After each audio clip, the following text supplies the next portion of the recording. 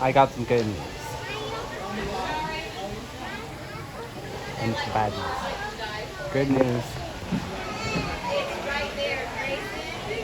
is that the other Litex, however, the one that is missing the blade is now gone. And the bad news is that these fans aren't that common. At least they got rid of the one that has the missing blade. The one with the missing blade's now gone, which I think that's a little more satisfying. Nice to see that one's still up. At least this one's still up.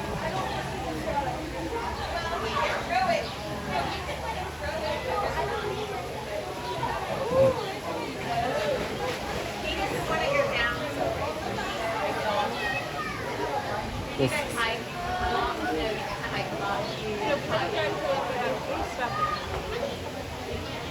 I see.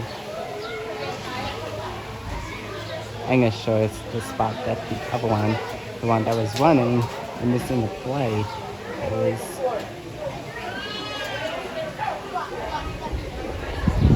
It's right here.